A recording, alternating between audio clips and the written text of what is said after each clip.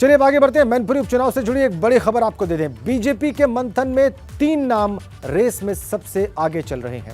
सबसे ऊपर प्रेम सिंह शाक्य का नाम है, जो पिछली बार इस सीट पर चुनाव लड़े थे। ये बड़ी खबर मैनपुरी उपचुनाव से जुड़ी हुई। सबसे ऊपर प्रेम सिंह शाक्य का नाम है, जो पिछली बार इस सीट पर चुनाव लड़े थे।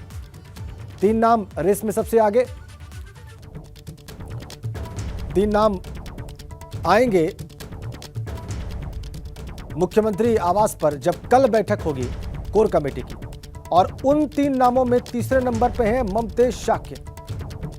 प्रेम सिंह शाक्य पिछली बार चुनाव लड़ने वाले पहले नंबर पे हैं, तीसरे नंबर पे हैं ममतेज शाक्य। कुल 3 नाम है, उसमें 2 शाक्य, और 3 नाम जो रेस में सबसे आगे हैं उसमें शाक्य नाम, जो शाक्य सरनेम है, आप देखिए रघुराज सिंह शाक्य दूसरे नंबर पर। तीनों ही शाक्य नाम जो अब तक बीजेपी की जो लिस्ट है उसमें जो 3 नाम सामने आ रहे हैं, प्रेम सिंह शाक्य, ममतेज शाक्य, पहले और तीसरे नंबर के नाम है। दूसरे नंबर का जो नाम है वो भी शाक्य ही है। तो शाक्य उम्मीदवार उतारने के मूड में दिखाई दे रही है इस वक्त बीजेपी समाजवादी पार्टी के खिलाफ। देखिए दूसरे नंबर पर नाम है रघुराज सिंह शाक्य का।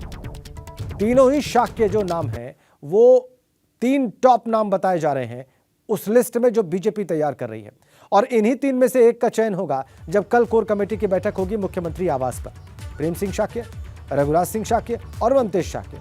पहले नंबर पर प्रेम सिंह शाक्य, दूसरे नंबर पर रघुराज सिंह शाक्य और तीसरे नंबर पर ममतेज शाक्य। 3 नाम सबसे आगे, और इसमें भी सबसे आगे प्रेम सिंह शाक्य, जो पिछली बार बीजेपी के लिए चुनाव लड़ चुके हैं रामपुर सदर सीट पर। अनुभव शुक्ला हमारे साथ हैं, हमारे सहयोगी, उनके पास और विस्तृत जानकारियां हैं इन नामों से जुड़ी हुई। आइए अब अनुभव शुक्ला का ही रुख करते हैं। अनुभव, तीनों ही शाक्य उम्मीदवार, ये किस तरफ इशारा कर रहा है? अगर तीनों में से कोई भी एक फाइनल होता है तो भी वो शाक्य उम्मीदवार ही होगा, तो ऐसा क्यों है?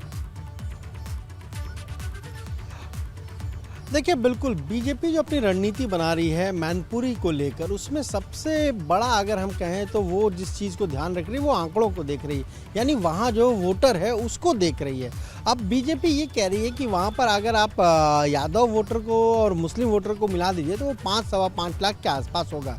जबकि अगर आप शाक्य बिरादरी को, सैनी बिरादरी है, जो छत्री बिरादरी है, लोधी बिरादरी, इनको मिला देंगे, अन्य जो बिरादरी है, ब्राह्मण है, इनको आप मिला देंगे तो ये जो वोट है ये तकरीबन 9.5-10 लाख के आसपास ये वोट है। अब बीजेपी कह रही है कि देखिए 5.5 लाख अगर उनका वोट है तो 10 लाख हमारे पास ये वोट है, और इसी वोट बैंक के आधार पर वो कह रही कि हम वहाँ पर इस बाई इलेक्शन में जीत हासिल करेंगे। और शाक्य ही कहीं ना कहीं बीजेपी कोशिश में है कि शाक्य उम्मीदवार को ही उतारा जाए। उसके पीछे देखिए राजन, बड़ी वजह क्या है जी। अगर वहाँ पर यादव वोट बैंक 4.5 लाख के आसपास है तो उसके बाद दूसरे नंबर पर वहाँ पर शाक्य वोटर हैं, और इसीलिए बीजेपी एक बार फिर शाक्य वो उम्मीदवार पर ही दाव लगाने की तैयारी में है।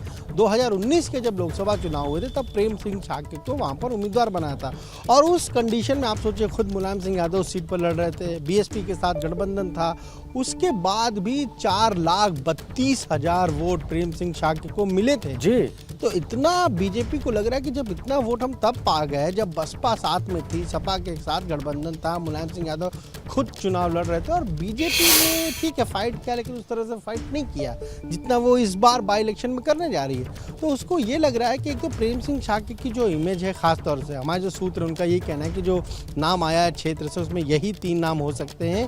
पहले नंबर पर प्रेम सिंह शाक्य का ही नाम हो सकता है, और दूसरे नंबर पर रघुराज सिंह शाक्य, जो कि चुनाव के दौरान जो है विधानसभा चुनाव हो रहे थे तब वो आए थे और उन्होंने तब बीजेपी ज्वाइन की थी। शिवपाल यादव को बेहद करीबी माने जाते हैं तो उनका भी नाम है। और ममतेज शाक्य बीजेपी के पूर्व विधायक हैं, पटियाली से जीते थे, इस बार चुनाव हार गए, पहले बसपा में थे और वो मैनपुरी के ही रहने वाले हैं।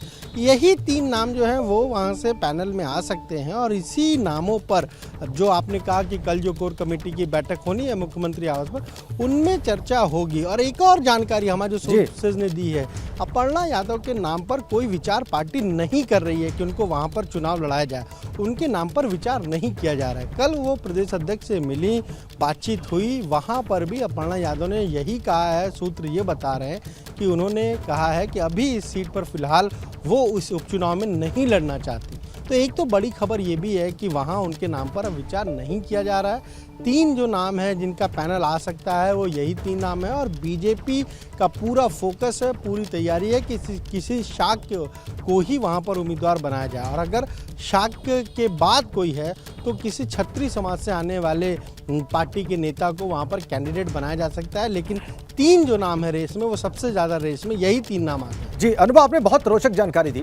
आपने बताया कि क्यों शाक्य उम्मीदवार, आपने इस बात को दर्शकों को समझाया कि क्यों शाक्य उम्मीदवारों पर दांव लगा सकती है बीजेपी और क्यों जो टॉप 3 जो कैंडिडेट्स चल रहे हैं बीजेपी की लिस्ट में आगे वो सारे शाक्य नाम ही हैं। आपने बताया कि यादव अगर वोटर 4.5 लाख है तो उसके बाद दूसरे नंबर पर शाक्य वोटर है और इसलिए ऐसा हो सकता है और अपर्णा यादव पर पार्टी विचार नहीं कर रही है।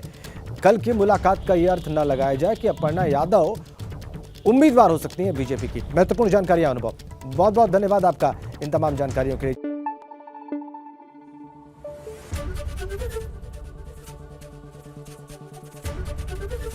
एबीपी गंगा, खबर आपकी, जुबान आपकी।